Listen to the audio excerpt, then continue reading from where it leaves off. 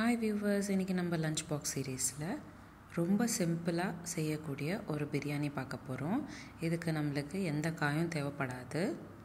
தேங்காய் பால் சேர்த்து நம்ம பண்ண போகிறோம்.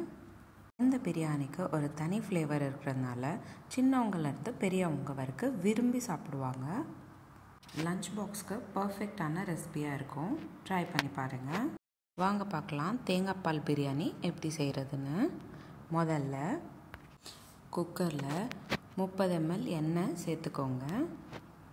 கூடவே பிரியாணிக்கு தேவையான நட்சத்திர சோம்பு, பட்டை, கிராம்பு, லவங்கம், ஏலக்காய், கொஞ்சமாக ஜீரகமும் சேர்த்துக்கணும். கூடவே ஒரு பிரியாணி இலையும் சேர்த்துக்கோங்க. 1/2 ஸ்பூன் அளவுக்கு ஜீரகம் சேர்த்தா போதும். அடுத்து நீலவாக்கில் கட் பண்ணி வச்சுருக்கிற 2 பெரிய வெங்காயம் சேர்த்துக்கிறேன். இந்த ரெசிபிக்கு 2 முக்கியமான இன்க்ரீடியன்ட். அதில் 1 வெங்காயம். வெங்காயம் நல்ல பொன்னிறமாக மாற வரைக்கும் வதக்கிக்கணும். 5 நிமிஷம் போல் ஆகும் வதக்கிக்கிறதுக்கு. இந்த பிரியாணின்னு இல்லைங்க, எந்த பிரியாணி செய்கிறப்பவும் வெங்காயம் நல்ல பொன்னிறமாக மாற வரைக்கும் வதக்கிக்கணும். 8லேருந்து 10 பல் பூண்டு சேர்த்துக்கோங்க. இந்த ரெசிபிக்கு அடுத்த மெயின் இன்க்ரீடியன்ட் இந்த பூண்டு தான். பல்லாக பூண்டு போட்டுக்கோங்க, கட் பண்ண வேணாம். இந்த பிரியாணிக்கு பூண்டு சேர்க்குறதுனால ஒரு தனி ஃப்ளேவர் வருங்க. அடுத்து 2 பொடிசாக கட் பண்ணிக்கிட்ட 2 பச்சை மிளகாவும் சேர்த்துக்கிறேன். உங்களுக்கு பிரியாணி இன்னும் ஸ்பைஸியாக வேணும்னு நினச்சிங்கன்னா அதுக்கேற்ற மாதிரி பச்சை மிளகாவை இன்க்ரீஸ் பண்ணிக்கோங்க. வெங்காயம்லாம் நல்லா வதங்கினக்கப்புறம் 3/4 ஸ்பூன் உப்பு, 1/4 ஸ்பூன் மிளகுத்தூள், 1/2 ஸ்பூன் கரம் மசாலா எல்லாத்தையும் சேர்த்துக்கிட்டு நல்லா கலந்து விட்டுக்கோங்க.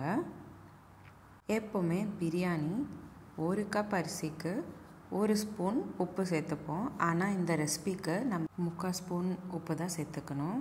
அடுத்து 3 கப் அளவுக்கு தேங்காய் பால் சேர்த்துக்கோங்க.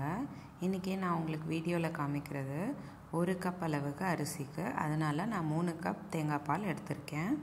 இந்த மாதிரி நல்லா கொதி வந்தக்கப்புறம் ஊற வச்சுருக்கிற அரிசியை சேர்த்துக்கணும். கொதி வந்தக்கப்புறம் அரிசி சேர்த்துக்கிட்டிங்கன்னா பிரியாணிக்கு டேஸ்ட் இன்னும் கூடும். இந்த ரெசிபி எங்கள் வீட்டில் ஃப்ரீக்வெண்ட்டாக செய்யக்கூடிய ஒரு ரெசிபி. ஏன்னா இது ஈஸியாகவும் இருக்கும், அதே சமயம் எந்த வெஜிடபிள்ஸும் தேவைப்படாது. இந்த ரெசிபிக்கு பர்ஃபெக்டாக இருக்கக்கூடிய ஒரு சைட் டிஷ் குருமா. நம்ம ஊற வச்சுருக்கிற அரிசியெல்லாம் சேர்த்தக்கப்புறம் இந்த மாதிரி பொறுமையாக கலந்து விட்டுக்கோங்க. மறுபடியும் ஒரு கொதி வர வரைக்கும் வெயிட் பண்ணுங்கள். 25% வெந்தக்கப்புறம் கொஞ்சமாக கருவேப்பிலை சேர்த்துக்கோங்க. ஒரு வாட்டி கலந்து விட்டுட்டு குக்கர் மூடி போட்டு மூடிட்டு 2 விசில் வர வரைக்கும் வேக வச்சுக்கணும். பாருங்கள், 2 விசில் வந்தாச்சு. அவ்வளோதான், சிம்பிள் அண்ட் ஈஸியான தேங்காய் பால் பிரியாணி ரெடி ஆகிடுச்சு. உங்களுக்கு இந்த வீடியோ பிடிச்சிருந்தா லைக் பண்ணுங்கள், ஷேர் பண்ணுங்கள். இதே மாதிரி டெய்லி ஒரு ரெசிபி பார்க்குறதுக்கு என்னோடய சேனல் சப்ஸ்கிரைப் பண்ணிக்கோங்க.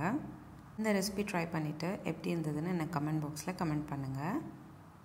மீண்டும் சந்திப்போம் ஒரு அழகான ரெசிபியுடன். தேங்க்யூ.